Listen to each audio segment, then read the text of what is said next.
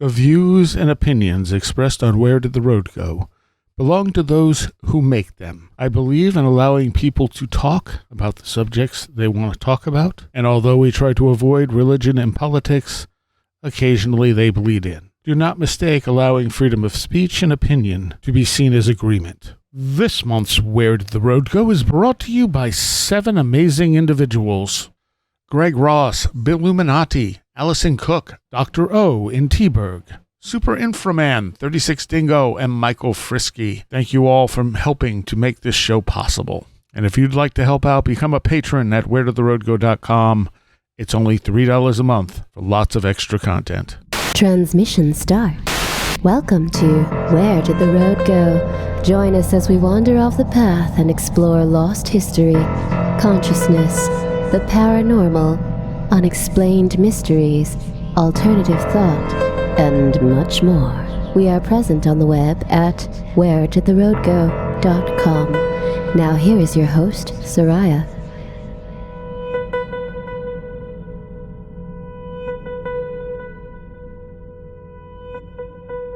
Welcome to this edition of Where Did the Road Go? And tonight I have with me Mr. Christopher Ernst. Hello, everybody.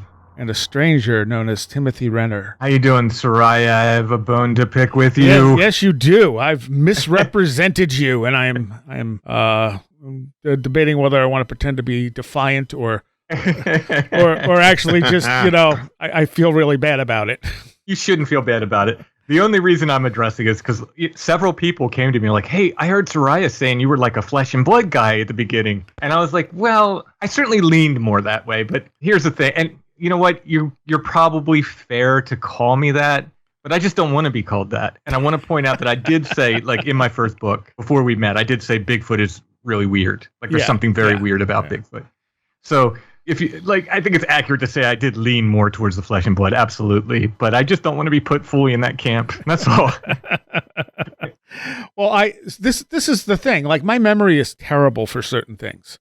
And at some point I asked you why, you started going away from the flesh and blood. And I think your response is that was your fault. Yeah. No, yeah. You certainly, you said, like, I certainly was turned on to the idea that you could look at that. So in the Bigfoot community, you're either flesh and blood or you're a goofy woo person who has no, woo, it's a complete, you're looked at as like a complete goofball.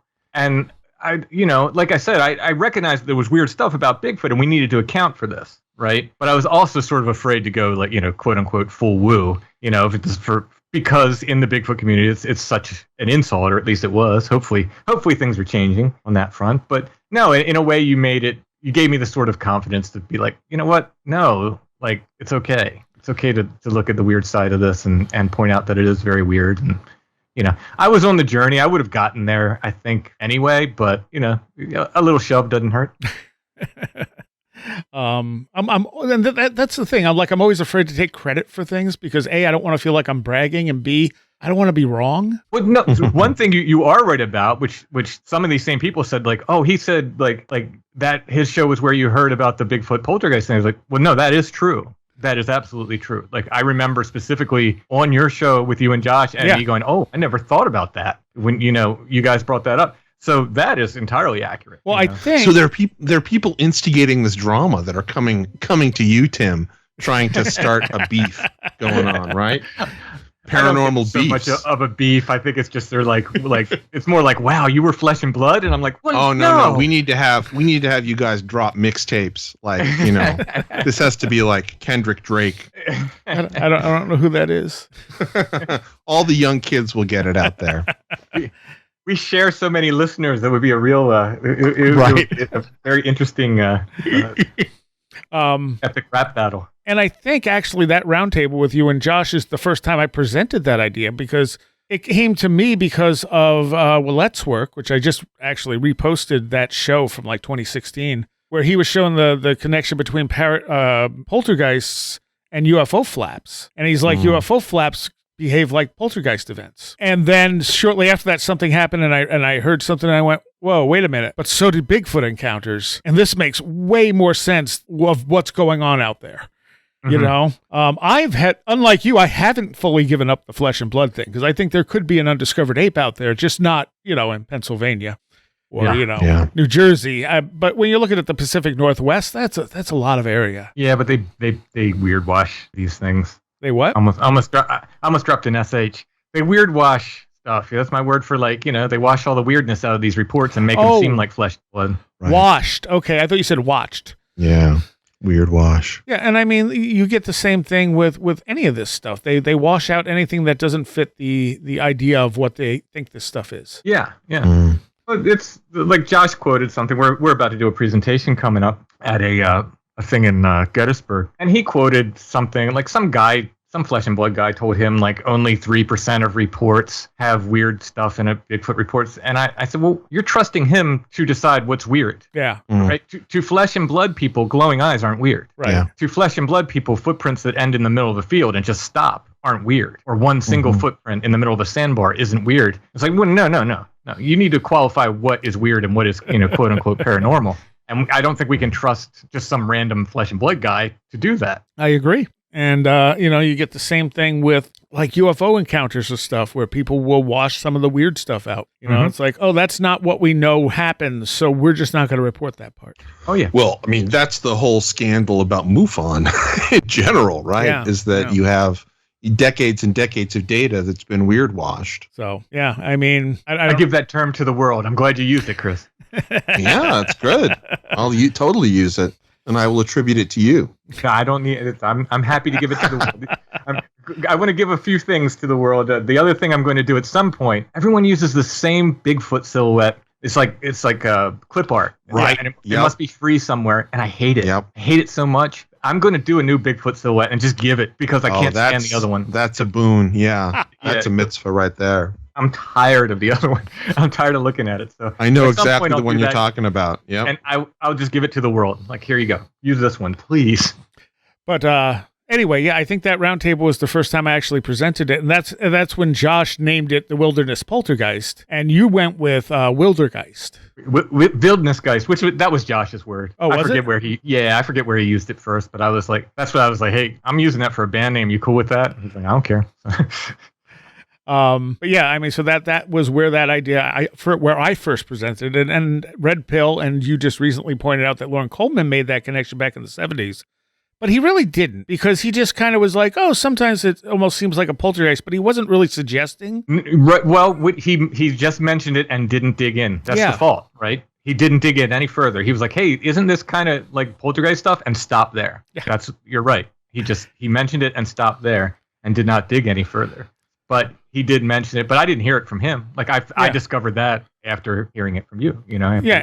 Same. I didn't know that until Red Pill told me, and I was like, oh, I've read half of a Loren Coleman book. I read half of, I think, Mysterious America or something like that, and I actually found it really boring, and I just never finished it because he's very flesh and blood everything. Yeah. Yeah, and I think he got more so over the years. He got more so, very much. I mean, he kind of publicly denounced some of the psychosocial stuff that he and oh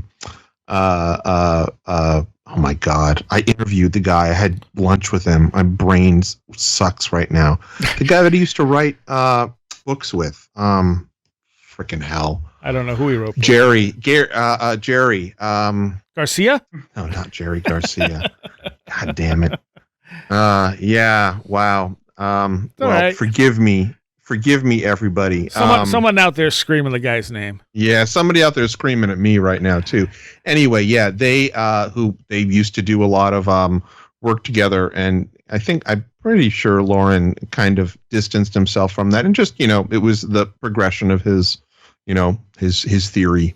Yeah. But he was like, yeah, I'm not so into that stuff anymore. So Tim has a bunch of weird stuff that I want to hear about, but I had three weird things. Yeah, I had 3 weird things happen when. So the short version of this is I got put on Ozempic to help moderate my blood sugar levels a little, so I could use a little less insulin, because I'm a type 1 diabetic, but I probably have a little bit of type 2 after all this time. Right. And it was actually my asking my doctor, can you give me something to help better absorb insulin? And so she suggested Ozempic, which is the thing that South Park's latest episode makes fun of because people use it for weight loss. And the thing I learned about it is it doesn't actually have anything to do with weight loss so much as it slows your digestion, which lessens your appetite.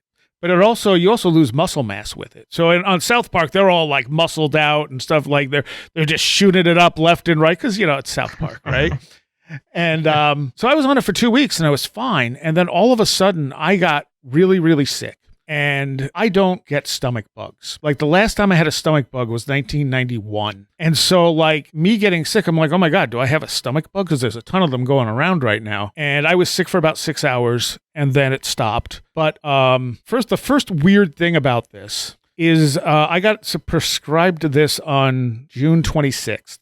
And that night, I interviewed Martin Popoff. And during the Martin Popoff interview, I also was diagnosed with pneumonia, which I didn't realize I had. But yikes, I'm sorry. Jeez. Apparently, the cough that was annoying me was pneumonia. So she gave me an antibiotic for the pneumonia, and I took it without eating anything because I wasn't thinking about it. And then I did eat something finally like an hour later. And I'm interviewing Martin, and near the end of the interview, I just started feeling really bad. And I'm like, man, I just feel like I need to lay down. Like I feel terrible. I get off the call with him. I stand up. I almost puked. And I'm like, what the hell? I bet it's that I didn't eat when I took the antibiotic. So I laid down for a couple hours and I was fine. So the first day I was sick, so I didn't start the Ozempic till July 1st. And then the day I was sick, we had a band called 137 playing in the studio, which was on 7/13. So they're 137 and 7/13 is the day they're playing, and that was not planned. And I was going to run the Satanic Panic show that night on VBR, and at the last minute went, no, I need to run the Martin show for some reason. Like I just had this strong feeling I need to run the Martin show. So I felt okay during the day on Saturday, and Saturday night after the band left, my sound guy was helping me put the rear dash cam in my car because he has the tools to pull the car apart to get under the molding and stuff. And halfway through that, I started feeling exactly like I did during the Martin Popoff interview. And I realized the Martin Popoff interview is now currently running on VBR while I started feeling sick. And I'm like, is it Martin Popoff's fault? Like, what's going on here? And so that was the first weird synchronicity was that. So like Saturday night, I threw up a bunch. It was just a mess. And it stopped, but then like the Ozempic basically stopped my body from digesting. It just like almost came to a complete halt. So I had 3 weird things happen after that. One, which I don't know what to make of, I'm laying down. I'm not sleeping because my stomach's too upset, but I also can't move because if I move, it gets worse. So I'm laying on my side in my bedroom, completely dark, and I hear a very loud kerchank at the bedroom doorway. And I'm just like, what the hell is that? And it was loud and visceral and very much inside the room. And it sounded metallic, like a trap closing almost, like a big metal trap like closing. And I'm like, I don't know what that was, but I'm not going to move because I don't want to feel worse. And about 10 seconds later, I hear metal rattling right next to my bed, like something standing next to my bed, and it's either made of metal or it's rattling metal. And I'm just like, nope, I'm not moving. And that was it. But I'm just like, what the hell was that? Like, I wasn't in a half sleep mode or anything else. Like, and I've never heard anything that mechanical, metallic sounding before. Like, I've heard things sound like they walk into the room and stand next to the bed. That I've gotten. But nothing like this. And I was just like, I don't know what that was. Like, it wasn't anything. I mean, it was very visceral, but there was no more to it. Because I'm sure if I rolled over and turned the light on, there would have been nothing there. Right. So, thoughts? Metal stuff, it's like the metal sounds are a thing, right? The underground machinery sounds and ghost rattling chains. And I think about at my chessboard, I heard those 3, I describe them as 3 little metal gears, click, click, click. It definitely sounded metal. That's right. What ended the whole fearful experience. The second, so that was the first thing. Second thing was I actually posted this for patrons to look at, was a possible UFO. So after all this happened, I'm like, I should get like Gatorade or something that will help me. Because the other problem was my blood sugar kept dropping and my body wasn't digesting. So I was in real danger of getting low enough to be a problem. Like my blood sugar just kept going down and I'm eating sugar and it's not coming up. And I didn't realize it was the Ozempic yet. So I went to the store to pick up some Gatorades and things like that, and some liquid glucose that I could drink in case it happened again. And while I'm driving, it's cloudy in front of me. The moon's behind me, but you can see where the clouds start, and it gets really deep clouds. And this super bright light just suddenly appears. It's directly in front of me. It felt weird. And I'm like, I'm sure that's just a plane, but what? And it was brighter than a planet. And it easily could have been a plane, but there were no running lights. And then it just blinked out. And I got it on the dash cam.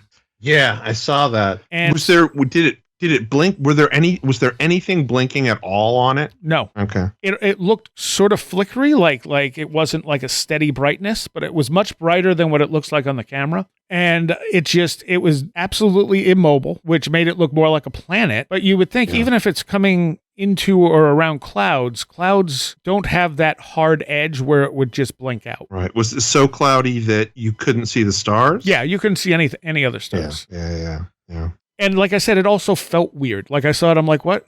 Okay. Yeah. I mean, it also, at least on the video that you posted, it didn't look like it was, I could see it, but it really wasn't very bright. No. And so it would make sense, I mean, as it has with many UFO sightings, that the brightness of it or the intensity of it for the naked eye is very different from what's able to be captured by photographic equipment. Yeah. Also, it's just a dash cam, so. Sure. And the third thing was a simple one that I know Tim is also familiar with. It was the same type of thing where I'm laying in bed trying not to move and wide awake, and then suddenly there's just a loud beep next to the bed. Nothing I have made that type of beeping noise, and I'm just like, oh, okay, sure.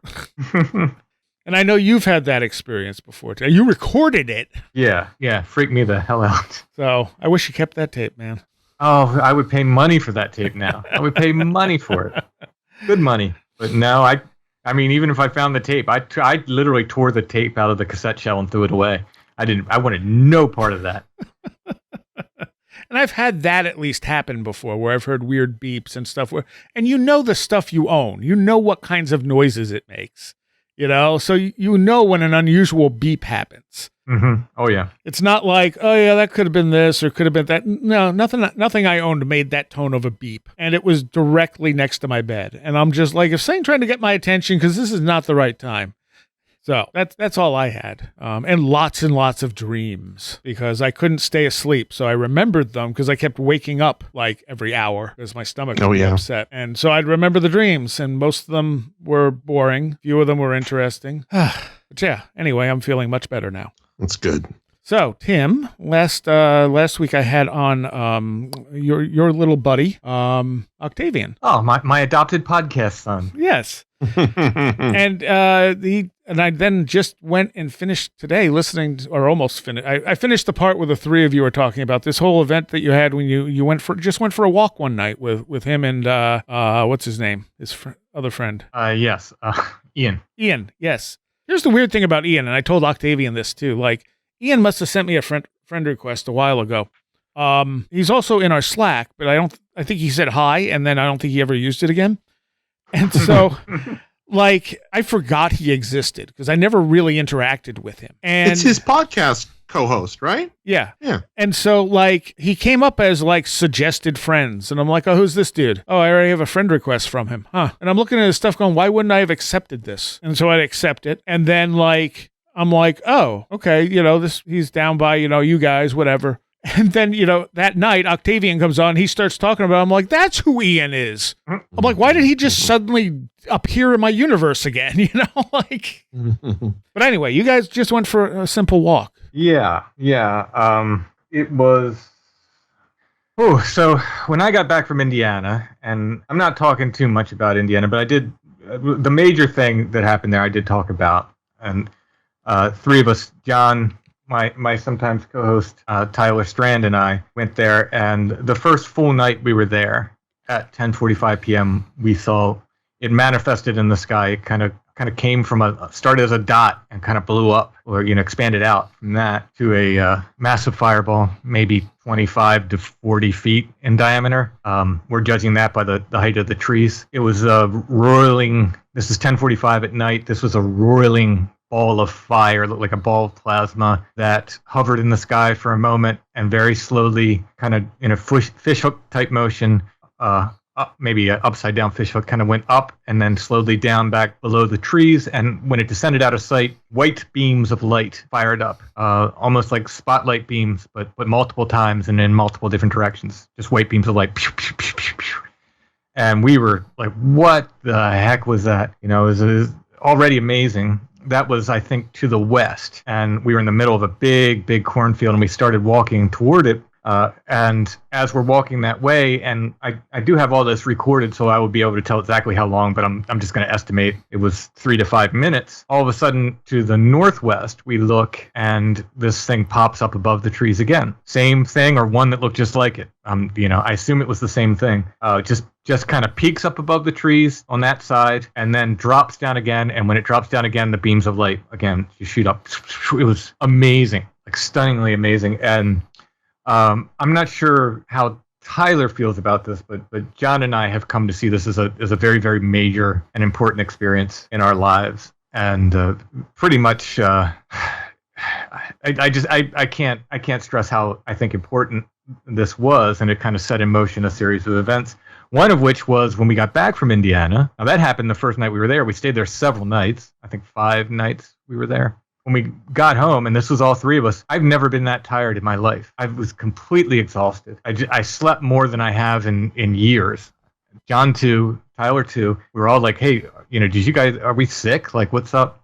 Kind of got a little depression and was just feeling like, ugh. Yeah. So at some point, I think it was like the following week, Octavian's like, hey, you want to go on a night hike? And I was just like, oh, okay, yeah, let's do it. Let me get out of the house for a while. Maybe it'll help things. So the interesting thing is that it was 3 of us in Indiana, and it was 3 of us in this night hike. And I think this is very important.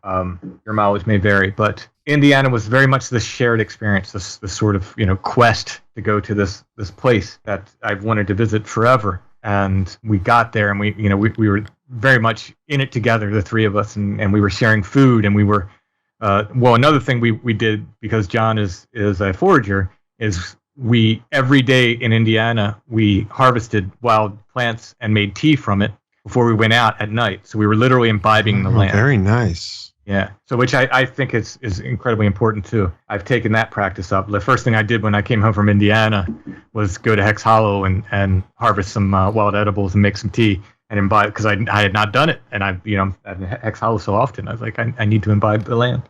But in any case, Octavian's like, hey, come on, let's go out. And I'm like, all right. And he's like, well, where do you want to go? I was like, I don't know. I'm like, let's just go to this place called Fishing Creek. The reason I chose it's like a nice out and back hike. You don't have to worry about hacking through a bunch of brush or anything. It's a nice wide trail. Right. There's a cool place. It's a real beautiful place. It's in like a creek valley. And we're out there, and we walked about a mile. I'm guessing the 3 of us. And on this walk, we just had like bro time. We just like shared our feelings. We were like talking about life. You know, I'm in the wake of this Indiana experience. And we're talking about deep stuff. We're talking about religion. We're talking about spirituality. We're talking about relationships. We're just everything, you know, and really just like sharing with each other and being very open with each other. And I had not spent much time with Ian. So this was like a real, like, kind of, I don't know, it's just the right time, right place kind of thing. And honestly, if you want to get me talking, get me in the woods anyway. It's probably a good place to get me talking. But we walk out about a mile, and Ian's like, I had my walking stick, and he's like, oh, I'm going to see if I can find a walking stick for myself. So he starts like looking around and trying to pick up sticks and stuff, and he picks up one. He's like, that won't make a good walking stick. And then he reaches for another, which would have made a perfect walking stick. But then we noticed it was on the bank of the path, and it was a perfect X, just laying there, just like an absolutely perfect X. And he's like, I don't know if I should take that. I was like, well, it's up to you, but it seems perfectly placed. I would just leave it. So we did. And then we're walking back, and it's somewhere on the way back, there's a tree that had the bark stripped away, but it was almost like it looked like an old like arched church door or something on this tree. And Ian went up and knocked on the door, what looked like the door. And I made a joke. I was like, there's going to be a little gnome's going to answer that. You're going to wish you didn't knock on that. Well, then we started hearing stuff, and just something across the creek, and it was very responsive. We were like, hey, make that sound again, and we make the sound again, and it walked along with us as we walked along the creek. And we heard what we first thought was a motorcycle. And it would build up like a motorcycle. And then in the middle of it, we went, oh, well, wait, that doesn't sound like a motorcycle at all. It sounds like an animal. And then it would sound like a motorcycle again. And then at the end, we were, towards the end of it, you see very long, drawn out, whatever it was. At the end of it, we were like, no, that's definitely not a motorcycle. That's some kind of animal. What is that? We're trying to figure it out. We heard this several times. There was no Doppler effect to it either. It was like, at first I thought because it was rising and falling, I thought there was a Doppler effect, but we're pretty sure it was coming from one place. Well, that also reminds me of that weird plane we heard at Site 7. Yeah. Oh, yeah. Yep. Yeah. That just could not have been a plane. It took way too long. Mm-hmm. Yeah. Yep. Very similar to that. And then as we're walking, something sounds off, and I thought it was a fox, and somebody else said, "Oh no, that was a buck," like sounding off. I'm perfectly willing to accept that it was a buck. I'm not going to argue that, except this buck followed us for maybe a quarter of a mile right along the other side of the creek, sounding off the entire time. So it walked along with us. Whatever it was, natural animal or not. And then we get back to the car, and we were cold. So part of this trail, you have to cross a creek, and I honestly didn't think it was going to be as deep as it was, and we got pretty wet. You just kind of walk through the water. So this was I think end of March or maybe the very beginning. It was pretty cold out. It was pretty cold out still. So we're wet and a little chilly. So Octavian hops in his car and he's like, I'll get the heat going. I'm like, cool. I have to relieve myself. And he turns his headlights on. So I'm in the front of the car to the right, like just out of the headlight. And I'm going to relieve myself. And I have a rule, and I talk about this often on Strange Familiars, because it's old folklore I read that you warn before you pee and you apologize afterwards in the woods, right? And it's just folklore. Some people think it's silly, but hey, whatever. I do it, right? It's the old folklore. And I didn't this night. So I don't know if that plays into it or not. I had to pee really bad, so I just didn't. I didn't warn. And as I'm peeing, I see something. It's first just movement. I think it's an animal. And the first time I yelled at it, it was probably like thinking it was an animal, right? Like you're kind of vulnerable when you're peeing. I didn't want to have another raccoon battle, this time, things hanging out. Yeah. So I'm like, and then I'm looking at it, I'm like, what is that? And it looked like a little face. And it was off-white. It wasn't like pure white. It was like off-white. And the illustration I did for Strange Familiars, I didn't quite get it. I want to try to draw it again. I did get the eyes close to what I saw. It had these like beady black eyes, these little beady black eyes. And, definitely like humanoid. I'm pretty sure it had a hooded nose. I was so focused on the eyes that I really wasn't like that's what I locked eyes with it. And I thought like it must have a hooded nose though, because I think if it had like the, like a not a hooded nose the way some monkeys have, I think that would have stood out to me. But it moved like it was attached to something. So I don't know whether it had like jet black fur / body that I couldn't see in the night. It did not look like a floating face. In other words, it moved as if it was attached to a head. It looked like a little human / monkey-ish face, and it's staring at me the whole time. And I'm yelling. I start cussing at it, not out of fear so much as just like, look, like I'm vulnerable here. I want you to go away, right? And it didn't care. It just, we like locked eyes this whole time. It did not care. And then it either turned its head or disappeared. I don't know, or maybe ducked back behind the tree that I thought it came from.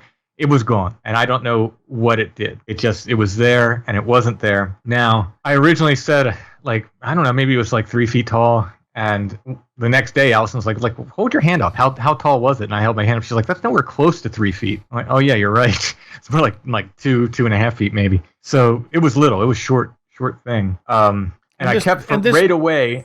I'm sorry, go ahead. And this wasn't something that could have been like pareidolia. I really don't think so. Okay. I mean, the most I could think is like, I really don't think it was a possum or something. But if somebody really wanted to get hardcore skeptic and say, you saw a possum, okay. I mean, like, what am I going to fight? You know what I mean? I didn't see the rest of its body, and possum bodies are pretty light. I only saw a face, but maybe it was an anomalous possum that had black fur everywhere but the face. I really don't think it was that. My question was more that it looked like a physical object. It wasn't saying you were straining to see that it could have been like a pareidolia type thing. It was there. And when I finished, I zipped up and I jumped right down the bank. Like I wasn't terribly afraid. I figured whatever this thing is, I could beat it. I could take it. It was 2 feet tall, right? I could sit on it. So I jumped right down the bank and looked behind that tree, and there was nothing there. And by that time, Octavian had gotten out of the car. He heard me cussing at it and came over, and we looked, didn't see anything. And right away I said, I don't know how, but this is connected to Indiana. And I don't know why I said that really, except later on I was thinking, so here's a scoop. I don't know if I talked about this or not. At some point in Indiana, there was what they were calling a tree. It was more of a bush or a shrub, but they called it a tree. And they said that these creatures were coming out of that tree, in their words. They're coming out of that tree, which, monkeys with human heads is how they were described. And, what I saw, like, I didn't see a body. Maybe it didn't have a monkey. Maybe it had a snake body. I don't know. I didn't see a body. I only saw a face. Right. But it seemed like it was a monkey-like, and it might... And sure. Monkey with human head kind of fits that description. It seemed like it came out of that tree. Like the tree that it peeked out of was about, I don't know, maybe 8 inches wide. Wouldn't hide much behind it. So did it come out of that tree? I don't know, but like I just immediately said this. Somehow this is connected to Indiana. Maybe I just got that feeling because I was still in the wake of Indiana. I very excitedly told a local researcher, Rick Fischer, Rick definitely leans more to the physical side of the phenomena. And he went out there the next day and he's like, I told him exactly where it was. He's like, I don't see anything except down the bank. There's bare footprints, like child size, but I think it's just some kid wading in the water. Like, okay. Maybe. Yeah, it was very cold. It's like, I wouldn't let my 2-3-year-old in that water. You know what I mean? This wasn't June or July at that point. This is April. So I don't know if he photographed those tracks or what, but he did find, child-sized humanoid tracks right down from that the next day. So that was interesting, I thought. And if people want to hear this episode, it's number 459 of Strange Familiars, called The Watcher. And you put it out on the 18th of April this year. Yeah, the little pervert was watching me pee. It's like when your pet locks eyes with you when it's, relieving itself. Yep. So am I the pet in this scenario? I think so. It wanted to make you feel safe, I can't say it did that. The audio is pretty amusing because you're just like, no. Yeah,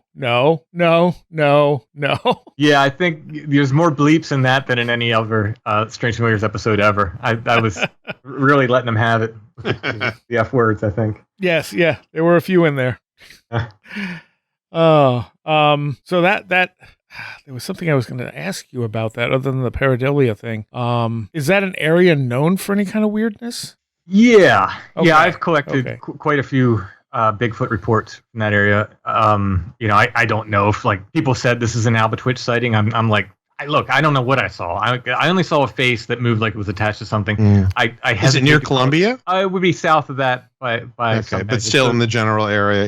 Yeah. So along the river, basically. Yeah. I don't know what I saw. It could have been an Albatwitch, I guess. I just hesitate to call it that because it was a face that was attached to some kind of body that seemed like it should be a monkey-like body, but I don't know. You don't want to limit what it could be by imposing those limitations on it by naming it an Albatwitch. Yeah. I mean, if I have to call it something, I'll say maybe it was that, right? Maybe that was it. I mean, like the incident where I had sort of that mangled looking monkey coming out of the cornfield. That was dark enough where like when I looked back on it, I'm like, maybe it was just my brain matrixing the corn. Right. But of course, when I go back and read what I wrote and saw how the stuff that was happening around it, I'm like, okay, maybe there was something to it. I don't know, but you can't. It just dissolved is the thing. Right. So this has a very similar, or I had a very similar experience with this, where almost immediately I started questioning it, and I'm going like, well, maybe that wasn't it, right? And then I felt bad because I think I wrote Rick Fischer like right away, and like he's out there investigating the next day, and I'm kind of like, oh, maybe I shouldn't have said anything, But I did like the reactions on tape, and I did see something. Yeah. And then, so comparing that to that fireball, though, like no pun intended, that fireball is burnt into my head clear as can be. There's no question about what I saw. Right. John and Tyler saw the same thing. We compared notes. We all saw it. We all saw it the same way. And this is different. This is more like other stuff where you start questioning it, afterwards. Yeah. I don't know what that means, but yeah, almost immediately I started going, maybe I shouldn't have told people about that. Maybe I shouldn't have reported that. Well, I mean, the giant UFO I saw over the lake was not something I ever questioned that I saw because it was undeniably huge and bright. You know, that was not something I could just say, well, maybe I imagined it or maybe it was a plane. No, like I don't know what it was because all I could see were the lights, but it definitely wasn't any known object to me. Mm-hmm. And that burned into my brain the same way. Like it was such a profound thing where I'm just like, yep, I can't explain what I'm looking at and I'm definitely seeing it. Mm-hmm. Yeah. Yeah. So, and all three of you saw it, which added weight to that, you know? Absolutely. Yeah. And all three of us were, I think, equally moved by it. I mean, it was, it was something. It was really something. So then you went to, did you say South Dakota? Pine Ridge Reservation, South Dakota. Yeah. So, okay. I have not heard about this from you yet. So, one of my listeners, Lucinda, has connections there, and she was kind enough to invite me. And I said, can John come? And John and Tyler were supposed to come, but Tyler was MIA. And Tyler, you got to answer your calls, buddy. If you want to go to these places, you got to answer your calls. I think he was a little disappointed. He didn't get a chance to go, but if you don't answer the calls, you can't go. But in any case, so she extended the invite to John and I, and we got to go to Pine Ridge Reservation, which is, Lakota Reservation. Yeah, wow. And we were collecting Bigfoot stories. So that was the idea. And the way it was pitched to me is Lucinda said, hey, they're having a real Bigfoot flap there at the moment. Do you want to go and collect these stories? Wow. Well, heck yeah. Well, it turns out they're always having a Bigfoot flap there. Oh. Yeah. It is amazing. The people I talked to, out of all of them, only one guy, so we had native hosts, and I would recommend that you have a native host if you're going to go there. Oh, yeah. Absolutely. Yeah. You don't just kind of wander the reservation. Yeah. No. And so one of our hosts, it was a husband and wife. So one of our hosts, the husband said, when I was asked, he's like, I don't believe in that stuff. Never seen anything like it. And then proceeds to tell me about this UFO. That was a series of lights that looked like a train in the sky that went into the tunnel. So, But he didn't have a Bigfoot story. Literally everyone else I talked to had a Bigfoot story there. Like tons and tons of Bigfoot stories. So these will be on the stories I collected from the people there will be episode 500 of Strange Familiars. I'll edit those together and we'll put them out at that point so everybody will be able to hear them. But it's just incredible. Just one story after another. Everybody had a story. They were super nice sharing their stories with us. If you don't mind, I'd like to mention a nonprofit. Sure, absolutely. It's kiya.life, and they were our hosts.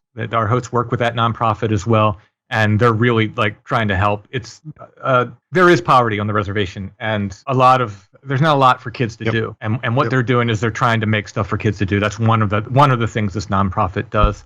So that's cool. Yeah, that's very cool. kiya.life. And I'm trying to support them on Strange Familiars, and they were nice enough to tell us their stories. So I said, hey, let's pay them back, right? Yeah. They paid us with stories, and everyone will get to hear that. That'll be in every one episode, coming up. But in the meantime, kiya.life, if anyone feels like they can donate, please do.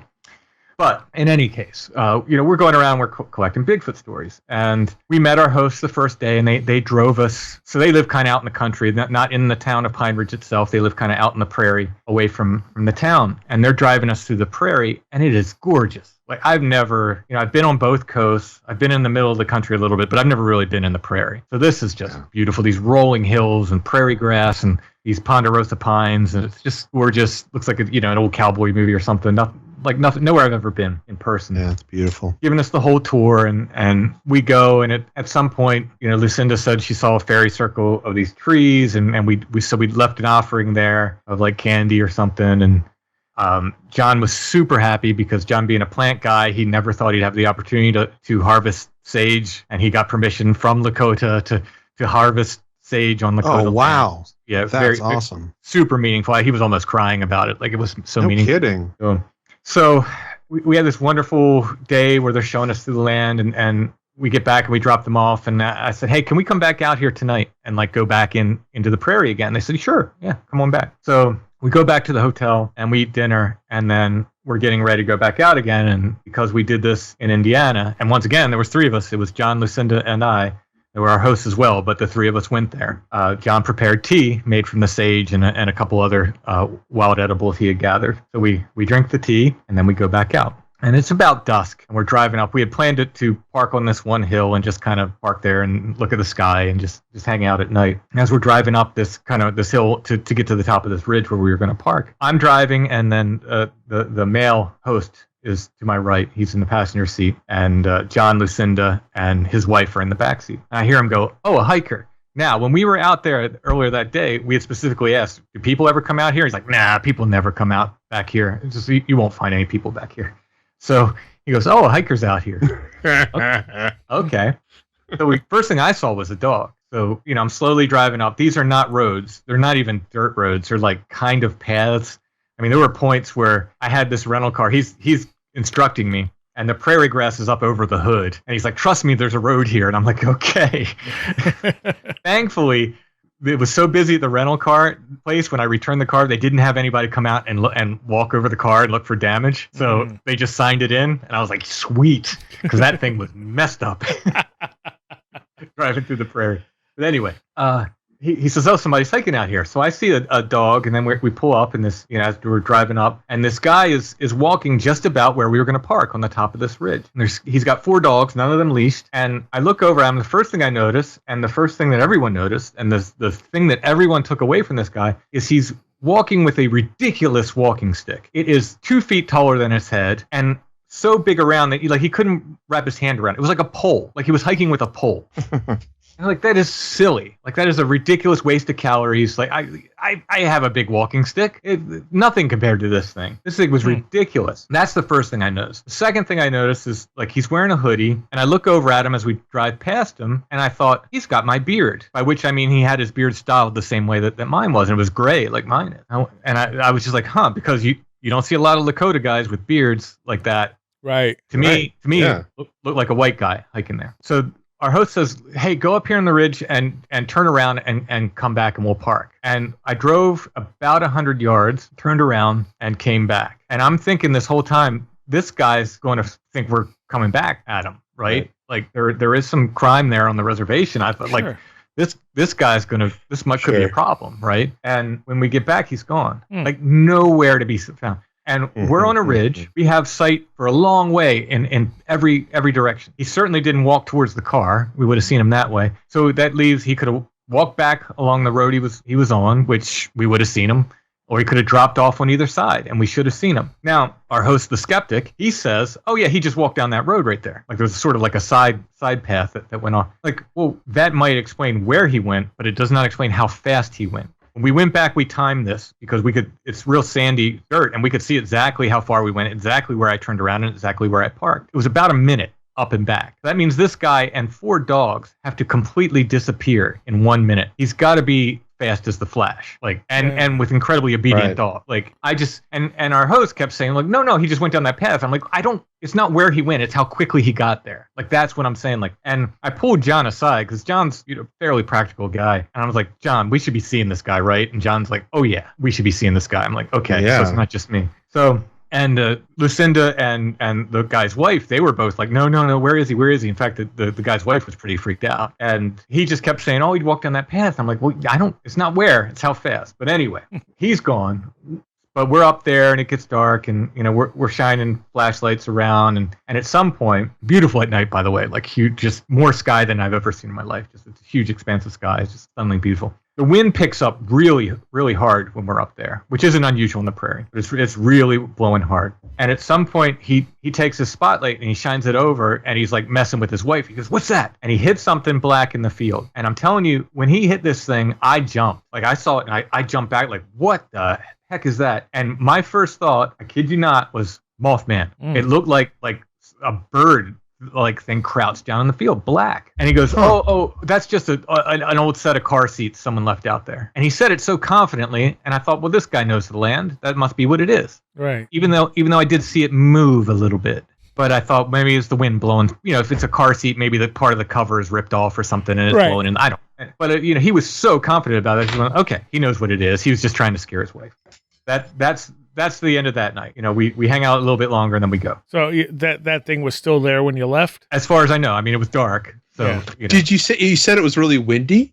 super windy. Super windy, and there were 4 dogs with this person. Mm-hmm. So there's a spirit, which I believe is a wind spirit, but it's also like a sort of a chaotic wind spirit, which is the master, and this is a Lakota deity, which is the master of the 4 winds and the 4 night spirits: raven, vulture, wolf, and fox. And that's, I mean, that just sprung to mind because of my weird knowledge of deities and myths. So the next day, we go to visit with this woman who was married to a very prominent medicine man, and to, get more Bigfoot stories. And this woman was lovely, just a lovely, lovely woman. Very like she smiled with her eyes, and sometimes I don't always get the feeling of a very spiritual person, even from people who claim to be spiritual, but you just got that feeling from her. Like, this is just a very, very spiritual person, very calming kind of presence. I really enjoyed her. I really enjoyed talking with her. Mm-hmm. And we get to her house, and she says, hey, let me step back. Let me talk about the dream I had that night when we get back to the hotel. There's only one place to stay, is a casino hotel. So that's where we were staying. So we get back to the hotel after this. I have a dream that night. Same thing as we experienced. So I'm driving up to the top of the ridge. We pass the hiker. I turn around. We come back. Everything's the same. I don't remember the dogs in the dream. I don't know if that's important or not. But when we come back, the guy's Bigfoot. And now the staff makes sense because it's the right size for Bigfoot, right? Right. So it makes sense. So that's the dream I have. Okay. The following day, we go to see this woman and walk in her house. She says, I hear you're looking for Bigfoot or something like that. I said, yeah. She looks at me dead in the face, and she says, you kind of look like Bigfoot. And it was only later that I thought about me looking at that guy's beard and saying, oh, he's got my beard. Yeah. Right? Oh, yeah. So, lovely woman. She tells us some great stories. And then at the end, she's like, well, tell me about yourself. And she's talking about us. And, John and I are telling her about the fireball and all this stuff. And she says, oh, you guys are really on a journey. And in fact, she's not a podcast listener. Like she's using the terms that we would use. She's like, you're on a real initiative, kind of journey. I think you need to stick with this. You're in this current. This is what you're meant to do, kind of thing. Really, really cool.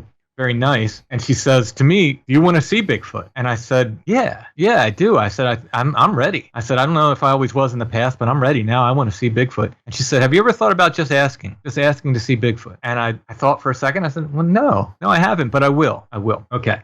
We leave her, and then we're collecting more stories, blah blah blah, and then we go back to our host's house on Saturday, and they had this lovely event for the community, and we bought a bunch of food, and they made fried bread tacos, and had people in like young women making ribbon skirts, and they taught us how to set up teepees, which is completely amazing, like incredible experience, right? Like when are you going to get to do this again? And everybody's lovely, like everybody's just telling us stories, and just not just Bigfoot stories, but their life stories, and we're meeting people. It's just incredible. It's just a completely lovely experience. I fell in love with the people. I fell in love with the culture. It was amazing. Then they said, hey, since you set up this teepee, you can come back tonight and hang out in the teepee. Awesome. This is great, right? So go back that night, and one of the people there had told me a Bigfoot story that happened right on that property, and there's a hill, and he pointed out the hill to me. He's like, I was paced right down that hill. Like I was walking down that hill, and it paced me all the way down. I think it might have bluff charged him too. There were so many stories that I forget the particulars, but he definitely was paced down this hill. So I kind of walked away from everybody else that night, not miles away, but yards away into the dark. And I'm looking at that hill, and I'm sort of saying, I'm ready to see you now. I'm ready. I'm ready. And I realized that I wasn't asking, right? She said, have you ever thought about asking? And I said, okay, can I see you? And this was not mind speak. Oh. This was not some kind of voice. I want to call it heart speak because I didn't specifically hear anything, but I did get an answer. And the answer was, you already have. You already have. Yeah. So I don't know what that means. I don't know if the hiker guy was a shape-changing Bigfoot. I don't know if it meant in my dream I already saw. I don't know. I don't know what that meant. But that, I really feel like in my heart I got an answer. You already have. Mm-hmm. Last full day we were there. We said, we got to go back to that ridge. We got to look at it again. That was just too weird. That hiker, everything was too weird. Well, so we go back there. Before you continue, let's take a quick break. Sure. And when we come back, you can tell the rest of the story. Alrighty. All right, quick recommendation and contact info. Everything can be found at wheredidtheroadgo.com. If you become a patron, it's only $3 a month. The link is right there on the main page. You get the shows a week early. You get them without commercials. And you get extra content with almost every single show, and sometimes extra stuff beyond that. And it's, like I said, it's only $3. $3 a month and less if you sign up for a year. And you just get a ton of stuff. It also helps out the show an enormous amount, as does rating it and sharing it. So please give us some good ratings and reviews, and share it with people you think might be interested. I also do a music show, a heavy music show, that includes metal and punk and electronic stuff, but a lot of rare underground type stuff, a lot of independent artists, including a lot of exclusive stuff, including live performances. So if you're into that type of stuff, you might want to check us out at thelastexit.org. And the show is called The Last Exit for the Lost. As for a recommendation, I am going with something I am currently watching that for some reason I put off a long time before finally getting into. And it is a show called Counterpart. And it ran from 2017 to 2019. It's available on Prime Video. I'm not sure if it's available anywhere else. Stars J.K. Simmons in it, and it's a unique take on parallel universes. I don't want to give too much away. So it kind of has a spycraft type of thing going on, but it involves interaction with a parallel universe, and it's real good. Like I said, I did not watch this. It had been recommended numerous times, and I finally, when deciding what I was going to watch, decided, let's give Counterpart a chance, and I am almost done with the first season, and I absolutely love it. It's brilliant. The concept behind it is brilliant. Yeah, it gets a 8.0 on IMDb, so that's not nothing. Anyway, that's my recommendation for this week. Now back to the show. All right, so I'm here with Mr. Timothy Renner and Christopher Ernst. And Tim, you're telling us about this. Where did you go? This is at Pine Ridge Reservation in South Dakota. Okay, and when did you go? It was this July. It was the last week of June into the first week of July. So couldn't the you've already seen Bigfoot thing maybe relate to the event at Fisher's Creek? Could. Maybe it related to that. Yeah, maybe. Okay. Maybe it related to the thing I saw on Toad Road that ran away from me that day. I don't know. Or maybe it related to all of them. Yeah, exactly.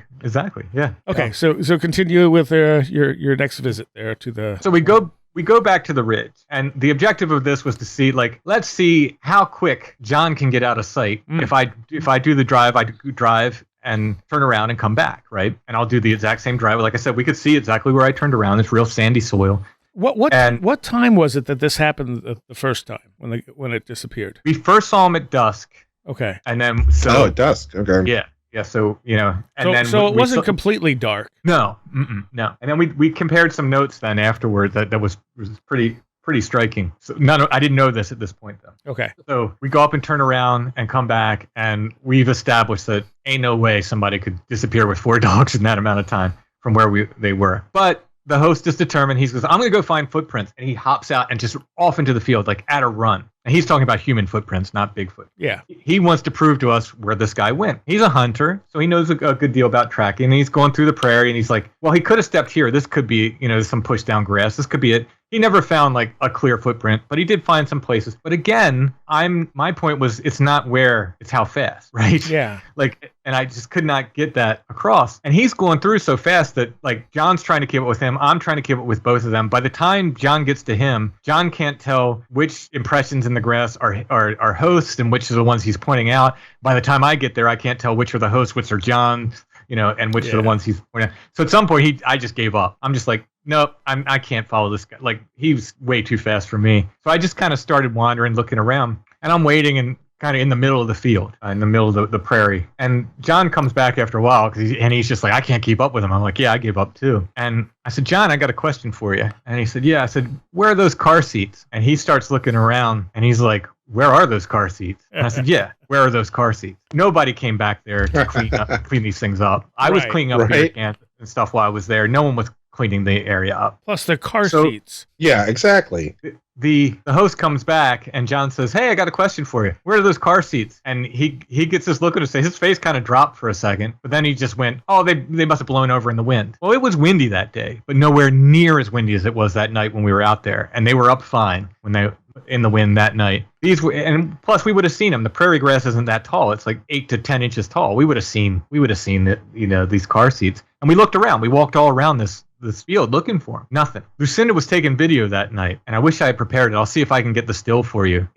She panned across the field, and we did get this black thing in one still of the video. And it does not look like car seats, I'll tell you that. It looks like a weird black bird thing in the middle of this field. So more like a thunderbird. Maybe. I don't know what it was. So I didn't see anything shape change, but the guy was there. The 4 dogs were there. They weren't there. This black thing suddenly is there. We go back. The black thing's gone too. I don't know. I don't know. So did you determine how long it would take that guy to have disappeared completely? Longer than a minute. Okay.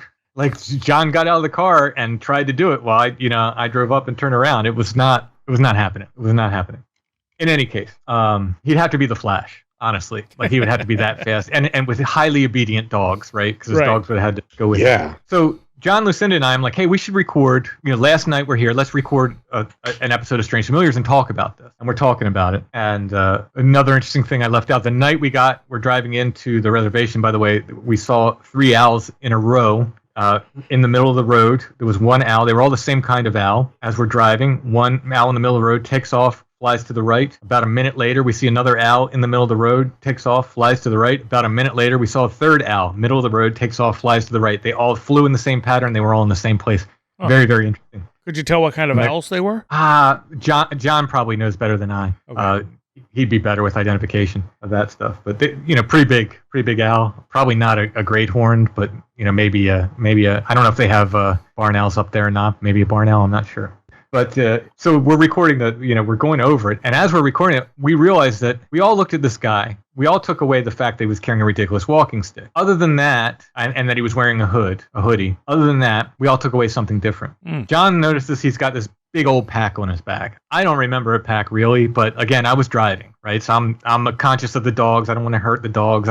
There's a hiker out there. I'm not being super observant. I'm, the roads are, like I said, not roads. They're dirt paths maybe at best. So it's possible I could have missed the pack. Absolutely. Our host sitting next to me said he thought the guy looked Mexican. I didn't get that. I thought he looked like a white dude. Yeah. John said he was worried about it. He's trying to assess a threat basically. So he waved at the guy just to see what he would do. He said the guy waved back and looked at him. And John said, I locked eyes with him, but I don't remember seeing his skin or anything else. I just locked eyes with him. And he said he had a very sort of just plain expression on his face. Nothing. Interesting. Lucinda sees the guy wave after John waves him, thinks he's waving to her, and she puts her hands up and waves at him, and she says, yeah, that guy thought he was Joe Cool in those sunglasses. And John's like, what are you talking about sunglasses? And she's like, no, he was wearing sunglasses. And John's like, no, he wasn't. I looked him right in the eyes. So I thought, and again, I thought he was a white guy with beard styled mine. Lucinda just thought he had a big beard. She's like, it wasn't styled like yours. He just had a big beard. She thought he looked like a hippie from out of the redwoods in California or something. John sees nothing really other than the eyes. Can't tell you anything whether he thought he was white or otherwise. Our host thought he was a Mexican guy. We're all taking away something different from this guy. But the weird thing is, I've listened to enough Bigfoot encounters that people often say, oh, at first I thought it was a guy in a hoodie. And then they, the flesh and blood people blame that on the sagittal crest, right? The peaked head. And then other people say, oh, I thought he was some guy wearing sunglasses. And then it's because of the big eyes, right? The big black eyes. Right. People say, then I realized he wasn't wearing sunglasses. So it's very interesting that, wearing a hoodie, Lucinda at least thought he was wearing sunglasses. And then, so odd that we all, but we all agreed on the ridiculous walking stick. That's for sure. Like we all agreed on that. And we all agreed on the hoodie. And we all agreed that he moved quick if he didn't change into something else. So pretty neat, pretty weird experience. And it was pretty cool. And no car seats. No car seats when we went back. No, and we walked all around that field looking for them. And if we would have seen them, I mean, honestly, we would have seen them. Yeah, and car seats aren't something that are going to be left there and then removed the next day. Yeah. I mean, like I said, I was cleaning up. I do I just feel like I should. So I was cleaning up beer cans and stuff, and There's, I'm if I use the land, I feel like I should try to leave it better than when I found it, right? So I'll do it when I'm hiking here, and so I'm just picking up beer cans and stuff. So I'm cleaning up as I went. Like nobody was back there cleaning up. Like no way. Like it just couldn't be, So and again, I'll send you the still. I'll have to get it from John, but it does not look like a car seat at all. Huh. I just took the guy's word for it. He said, "Oh, that's an old car seat." Yeah, he knows. He lives here, right? Right. Well, and if you're seeing something anomalous that doesn't have a specific form, it makes sense that you're all seeing something slightly different. Mm-hmm. Yeah, it was definitely a weird one. Definitely a weird one. I cannot wait to get back there. I hope I get invited back. So was that was the last thing that happened with you? Yeah. I mean, that was the major thing. Other than just everybody having a Bigfoot story. The interesting thing was at some point, and I after enough people talked to me, I actually asked somebody about this. I said, "Hey, everyone here says big man or big guy. Nobody says ape or gorilla or ape man or anything like that." And they said, "Yeah, it's a man, big hairy man." I was like, "That is interesting. That is interesting." They all referred to him as a big man or a tall man rather than an animal. And yeah, exactly. And then I said, "Well, like, what do you think Bigfoot is?" Again, I can't say everyone, but certainly almost everyone I talked to, if not everyone I talked to, said spirit. It's absolutely a spirit. Okay. So that was going to be my next question for you. Yep. And it is as real to them as the rain. I mean, there's no question about it. There's no question to them that whether Bigfoot exists or not. They have experiences with it all the time. Most of these people have multiple stories. There was a super cute little kid he was the grandson of our host, and I really bonded with this kid. He just reminded me of Gideon, my son, when Gideon was young. So I really just took a liking to him, and I think he took a liking to me, and we run around a lot together. And this kid was like 3, and I was there the whole time. And I think the last person in their family I interviewed was his aunt, and she's like, "Oh yeah, he saw Bigfoot the week before you got here." I was like, "What?" Oh wow. And she tells the story. She said he was outside playing with his cousin, who's even younger than him, and he comes running in and says, "Come outside, big scary man, big scary man." And she said by the time they got outside, his little cousin was looking up at something that she's like, "I don't know what she was looking up at." And I said, "Well, do you believe him?" She's like, "I absolutely believe him because he was playing. This same little girl cousin was playing on the deck, and she had was near the edge and was in danger. And she's like, this was just before that. He had run in and got me and said, you need to come out and help her because she's going to fall." So he was very concerned about his cousin's safety and stuff. And she's like, "I absolutely believe whatever he saw, whatever he said he saw, he saw." And that was again the week before we got there. It was so. Literally everybody has a story. It's amazing. It's really amazing. I have a question for you then. Do you think that, hearing that everybody has a story there and, trying to, not fall into that magical Native American trope, which I think is so damaging. Do you think that the reason why is it something to do with the environment, the location? Or for me, I guess my, inkling would be that because in certain, Native American cultures, depending on the tribe or whatever, there is just this very ingrained sense of the other world or the mystical side of life, humanity, existing in the world, the paranormal side of things is just accepted in a much more matter-of-fact, down-to-earth way. And is that what's allowing it, for you to go into this community and for everybody to have a Bigfoot story? Or is it something about the terrain itself, or is it both? Or, what are your thoughts on that? I think it's more... your second example that it's just they live with spirits. I think what I mean. Right. They believe in spirits and they live with spirits. It's a combination of that, and quite frankly, it might be the situation. So they believe it's a spirit. Some of them believe it's a healing spirit, but others believe. So there's not. I don't think there's a monolithic belief, at least amongst the people I talk to, other than that it's a spirit. I think they're practical about it, and they know there probably isn't an animal out there in the prairie breeding, right? So they're practical in as much as they're well, it's got to be a spirit then of some sort. Yeah. But a lot of them said it's a spirit that's attracted to good things and bad things, and you don't know why it's showing up. So you don't want it to come around because maybe it's coming around for bad things, right? So it's not necessarily that they're afraid of it. It can be a good thing, but it can also be attracted to bad things. And so I think they're kind of cautious about it, right? Like you don't want it to show up because maybe it's showing up for a bad reason. You Right. know? Oh, that's interesting. Yeah. So now, there is some trouble there, right? There's with poverty comes issues, right? Yes. And sure. Yeah. And I want to be clear, like the poverty is not the story there. There's some documentaries about Pine Ridge that just are almost like poverty porn. And yeah. And I don't want to go there. But the poverty, is probably part of the story, right? And there's crime that goes with poverty, and there's substance abuse and so forth. So if this thing is, like they say, attracted to bad stuff, there's some bad stuff to be attracted to, I guess. And I want to say that while I say that, these were the most beautiful, giving, kind, and open people that I've met. And they shared their culture with us. They answered every question I asked. It wasn't like, oh, we can't tell you that or anything. So I don't mean to find fault with them as a people. I think they're a beautiful people, and their culture is lovely. Oh yeah, absolutely. And I would think that would also put them in sort of a liminal state too. Yes. Oh yeah. Yeah, definitely. Probably the whole reservation. Yeah.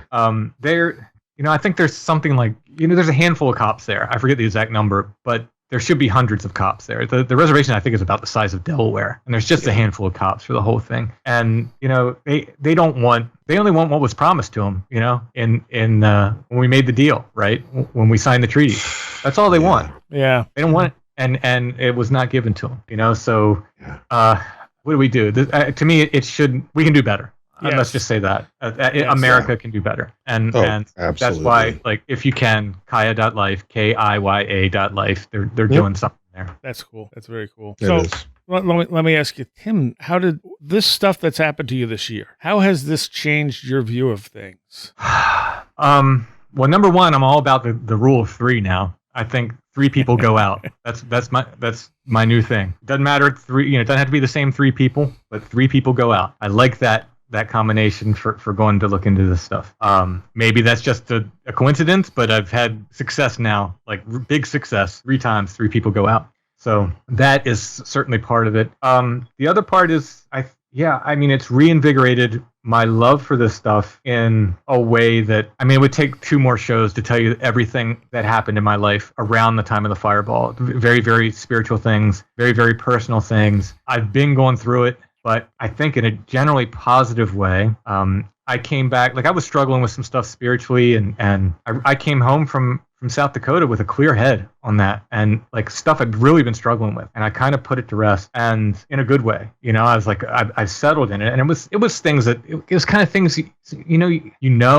like I know I have to do this, I know, but you could tell yourself, and other people can tell you, and these are things like my wife was telling me, and my friends were telling me. And finally, it just sunk in. Like I was talking with Lucinda one night, and she told me, and it wasn't anything I hadn't heard from anyone else, but it was just like the right time to hear it, I guess, or maybe it was the right number of times to hear it. And it really, really settled some stuff I was wrestling with my spirituality, and trying to sort of figure out where I'm going with my Catholicism and with all this other weird stuff, and how it all fits together, and where do I fit in, and where the church fits in, and where I fit in with the church. And it all just kind of clicked and worked. So I am in a very, very excited and sort of positive space where I was depressed and I was like under it after the fireball. I think I've come out really excited. I'm super excited to travel and do more of that. I don't like traveling, but I like being in destinations, right? I don't like being on planes or anything.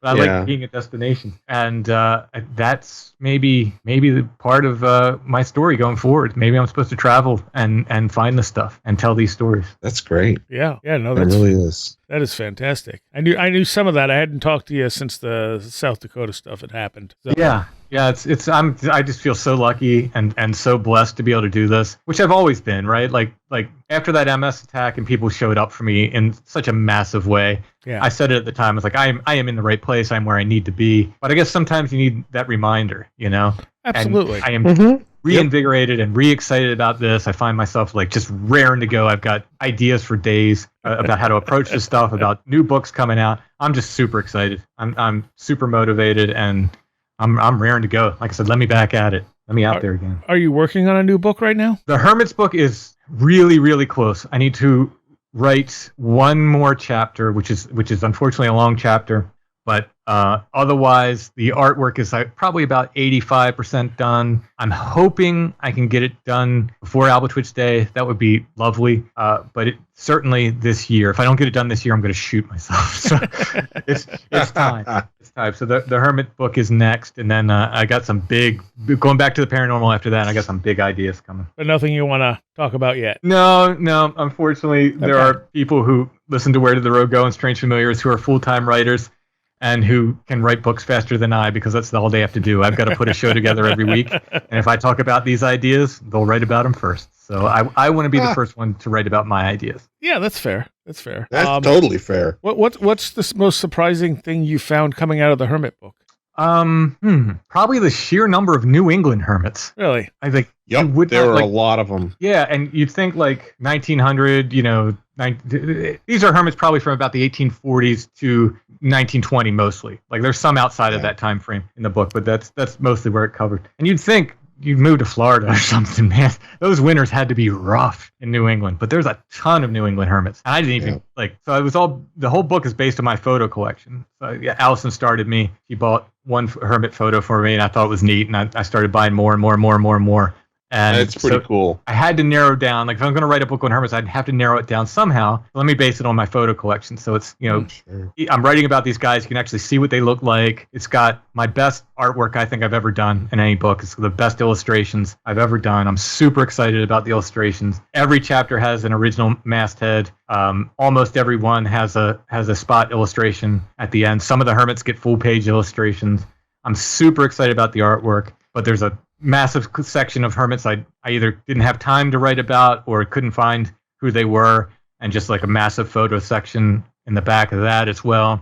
I'm super excited about it. It's my first not specifically paranormal book, although Josh says it's paranormal adjacent, but I guess so. Kind of, but not really. But so I'm excited to see how it does. And it's like we'll see, it's like eclectic folklore type of stuff. Yeah. It's like sort of a folklore, human interest kind of thing. Why do hermits interest you? Maybe there, but for the grace of God go I. Okay. I mean, sure. let me tell you, in the wake of that fireball, when I was at my biggest depression, I was like, maybe I need to be a hermit. Maybe that's my second half of my life. Maybe I'm a hermit. Maybe that's it.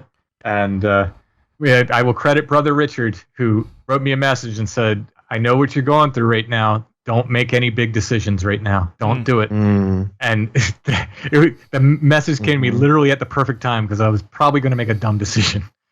And I literally took his advice. He's like, just take a beat and pause. Do not make any big decisions right now.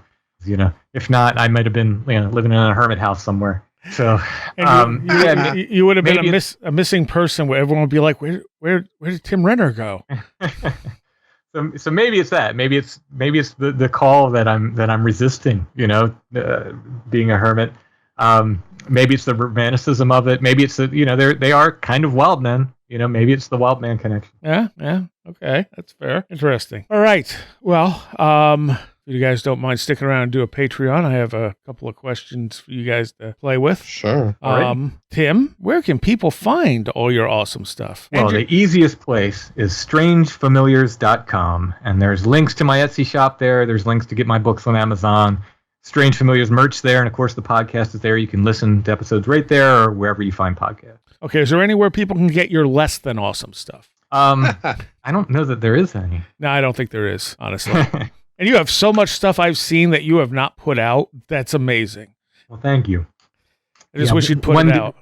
One day, someday. And Chris, where can people find you? Well, you can go to brightrectangle.com, or you can go here. Where did the road go? All right. Thank you both. Thank you. Good to be here. All right, I'd like to take a moment here to thank all of my Patreons for their support. Without you, this show would not be possible. And I want to give a shout out to those of you pledging $10 or more. Greg Ross, John Blackburn, Madeline J., Matt in Delaware, Allison Cook, Super Inframan, 36 Dingo, Tim, Andrew Nichols, Matthew Sproul, Martha, Midnight Review Presents, Christine, a blue second-gen MR2 drifting around a Japanese mountain, Patricia Giaquinta, American Rambler, Andrew Maines, Andrew Malone, Ann Witowski, Barbara Fisher, Beverly Williamson, Illuminati, Bright Rectangle, Charles Davis, Charles in Florida, Land of the Crazy and Communicable, CJ, Corey Nelson, Craig Parmenter, Diane B., MTK, Eric Citron, Eric Todd, History and Coffee, J.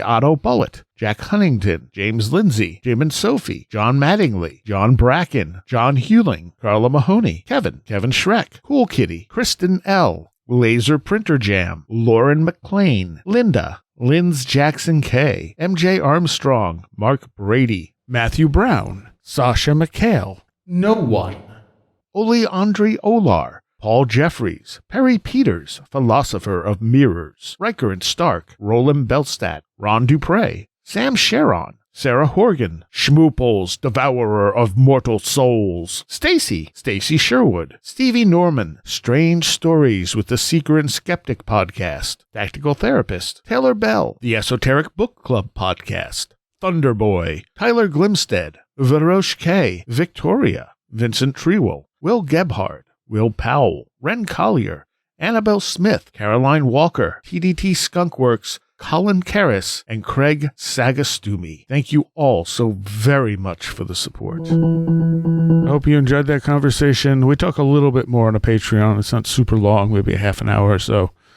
So check that out if you're a Patreon. Again, you can become a Patreon for only $3 a month. And you get extra stuff every month. You get the show a week early. You get extra stuff every week, not every month, but every week, pretty much. And the show a week early and commercial free. So I would like to welcome our new patron, and Chris Klein. Thank you for joining up. I hope you enjoy the content. And I'll see you all next time. You have been listening to Where Did the Road Go? This show is made possible in part from our Patreons, and we thank you and everyone listening for helping us continue this exploration of the strange. You can always find everything Where Did the Road Go related at www.wheredidtheroadgo.com. And thank you so much for your support.